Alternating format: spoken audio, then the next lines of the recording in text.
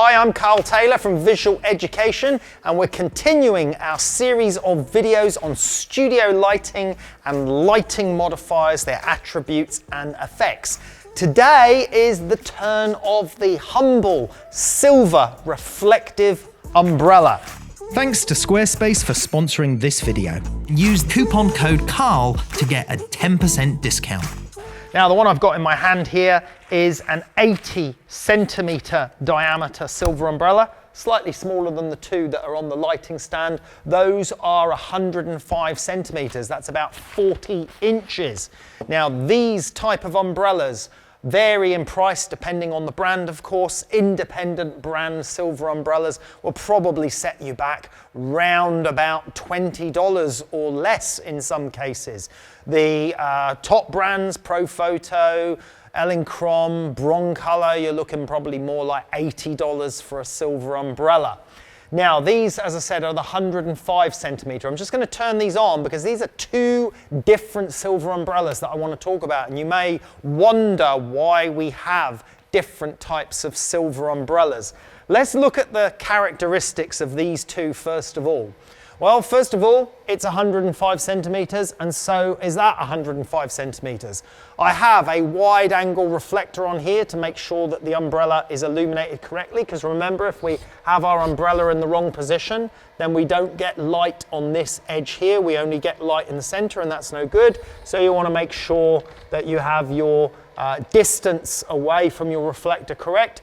You also want to have some sort of wide angle reflector here to stop light spilling out into your studio over here, which if you're using bare bulb, you're going to get more spread of light bouncing around your studio.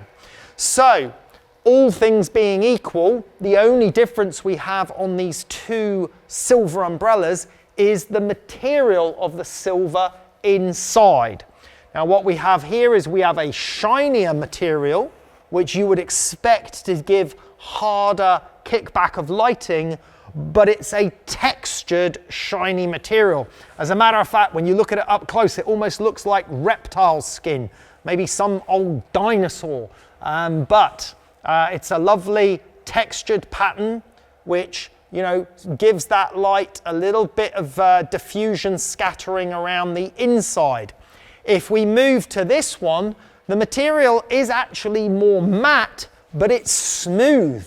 And that is causing us to get specular highlights in different places. And if you look at this one from the front, what you'll notice is you'll probably see a sort of beam of light here and here and here, because the way that specular reflection is working means that we're getting these harder catches of light. So essentially what happens with the reflective material on this umbrella is that you actually end up with a few strips of harder light contained and encapsulated within the umbrella reflective surface, and some basic mid-level reflection in other areas. So what you have here, if you think about the physics, is actually several sort of little strip lights, if you like, all working together within one area. Now, the problem for that, when you light a model or a subject, is that your background won't be evenly illuminated from this type of umbrella. You're going to have more patchiness, because it's like having 6 or 7 torch beams shining at your subject at the same time. So therefore, you may have 6 or 7 sort of shadows or soft shadows just blending into each other, which means that you don't have that nice smooth continuity on the lighting. You get a little bit more sparkle, texture and bite from this type of umbrella than you do from this one. Regardless of the fact that this is a shinier material, the very fact of this lizard skin texture takes away, if you like, that attribute of the shine and bounces that light around a little bit more evenly. And if you look from the front of this one, what you will see is that you have an interior surface that is more or less evenly illuminated and doesn't have those bright, harsh stripes of light like we could see in the other silver umbrella. So two completely different results with these silver umbrellas, and they both yield a different look. One gives a softer, more even spread of light, not as soft as a softbox or a shoot-through diffusion umbrella, they've still got a little bit more sparkle and bite due to that silver reflective surface, but this one will certainly yield softer results than this one. Now, interestingly, silver umbrellas have always been considered the sort of budget fashion reflector. And the reason is that they are not as effective as a beauty dish. A beauty dish is a more effective, more controllable lighting modifier for beauty shots. However, I've used silver umbrellas many times on location for fashion shoots, for quick, easy assembly, for portability. You know, these things fold up to nothing. They're easy to transport, easy to fit into your camera bag. So if you want to go out on location just with a couple of lights and a really easy, quick setup, a couple of silver umbrellas can work really, really well on location for getting a bit of, you know, bite and clarity and texture in models or fashions clothing. So I've used silver umbrellas on location many times. They're not really the sort of modifier that I would use for much else other than beauty or fashion. They're not really suited to a great deal of other things. Yes, some portraiture work because obviously similar to fashion, it's people and there are some clothes involved. But I do use them in the studio. I do use them on location. But of course, if you're using more expensive lighting like parabolic reflectors, then you're going to get more volume of three-dimensional lighting from parabolic lighting because of the collimation of light. We'll be covering that in another episode on this series of lighting modifiers.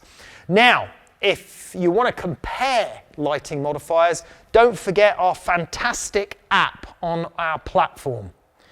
So here on our comparison app, you can see we've got a 70 centimeter silver umbrella comparing it against the 150 centimeter octabox right now. Now, of course, within our app, you can go and choose any modifier you like from the main series of modifiers, or you can choose them from the drop-down list here of all the different modifiers. So if we go back to the very basic bare bulb studio lighting, then of course you can see how a simple 70 centimeter silver umbrella gives a much more flattering result than a bare bulb. But if we change that to a similar size like 75 centimeter octabox, we'll see that the difference is in the lighting and the look of lighting.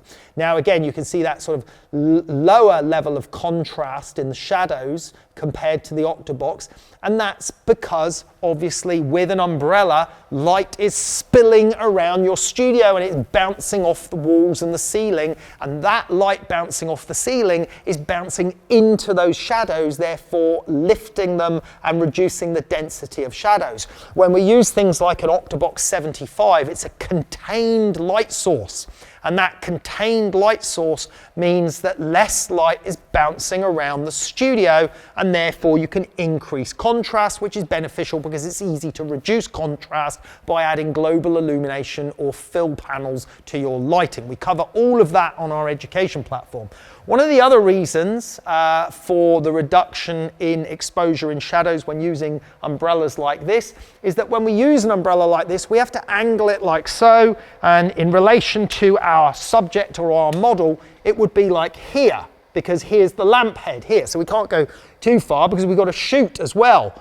But when we use an octabox 75, which is a similar sort of size, it's facing the other way, and that means that we can get that front face of the octabox much closer to the model than we can get the interior reflector. That also means that the material of the light source is closer to your subject. In inverse square law terms, that means that exposure here, that fall off of exposure, is greater in this range than it is at a further distance, which therefore means an increase in contrast. And that's why, for example, octabox 75 would be a more popular choice for many beauty shots than this type of reflector. However, when we're not concerned about being close with our lighting to our subject, I've used fashion images where I've got 3 umbrellas, sometimes 4, at a greater distance, creating a large, big, more sparkly light source. So there are different ways to use umbrellas, and as I said, they are very affordable modifiers, and if you know how to use them, it can be really beneficial. If we go back to our app, we can also drop into the full length body views here, and we go into the full length, and we can compare how these modifiers look in full length. So we've got the silver umbrella on the right, and we've got an octabox 75 on the left. So you can see that variation in difference on the shot there. We can swap to a 150 octabox here. We could swap to a more expensive similar size, such as the Para 133, and we can compare the look of the lighting and the sculpting of the lighting of the Para 133, for example, or the Para 133 in a mid position. So we have all these variabilities on how these lights look, how you can compare them by using our lighting modifier comparison app on our education platform. So hopefully that information is useful to you. What you're looking at right now is the 105 centimeter diameter silver umbrellas, which is around about 40 inches. Here was the smaller 80 centimeter one. Personally, if you're going to go for a silver umbrella, I'd say it's better to go for the 105 centimeter size than the smaller. You'll find the larger one a little bit more versatile. Hope you enjoyed that, and please join us for our next video, studio lighting modifiers in the series. This video is brought to you by Squarespace. From websites and online stores to marketing tools and analytics, Squarespace is the all-in-one platform to build a beautiful online presence and run your business.